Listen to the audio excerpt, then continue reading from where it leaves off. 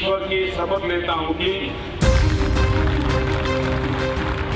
आज ही के दिन साल 2014 में नई दिल्ली के राष्ट्रपति भवन में ये शब्द गूंजे थे। यानी आज से ठीक 10 साल पहले 26 मई 2014 को नरेंद्र मोदी ने भारत के 15वें प्रधानमंत्री के तौर पर शपथ ली थी। 2014 के लोकसभा चुनाव में 30 साल बाद पहली बार किसी पार्टी को पूर्ण बहुमत मिला था। बीजेपी अकेले 282 सीट पाकर सबसे बड़ी पार्टी बनी थी, जबकि सहयोगियों के साथ बीजेपी की अगुवाई वाले एनडीए गठबंधन को 336 सीटें मिली थी।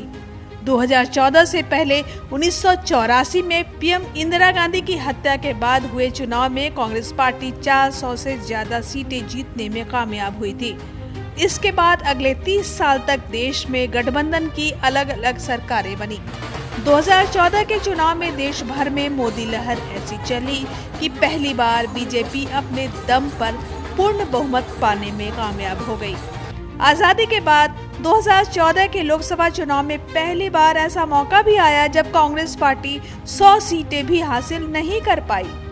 बात अगर 2014 के चुनावी नतीजों की करें तो बीजेपी की अगुवाई वाली गठबंधन को 336 सीटें मिले, जबकि कांग्रेस की अगुवाई वाली यूपीए को 2014 में सिर्फ 60 सीटें ही मिली।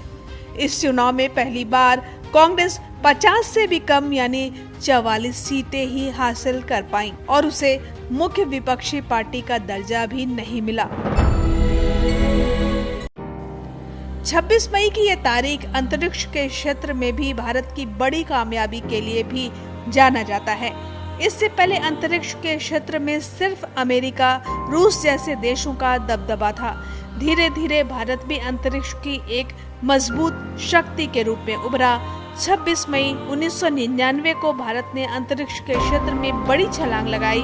इसरो ने भारत, जर्मनी और दक्षिण कोरिया के 3 उपग्रहों को सफलतापूर्वक अंतरिक्ष की कक्षा में स्थापित कर एक नया इतिहास रच दिया।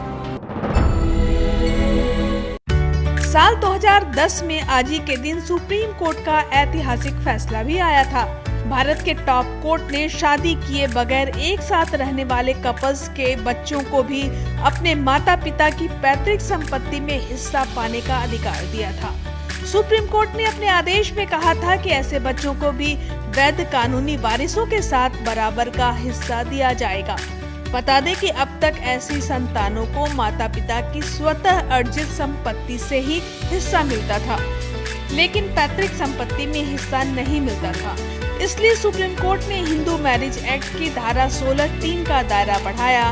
11 साल बाद सुप्रीम कोर्ट ने एक मामले का निपटारा करते हुए ये फैसला सुनाया था।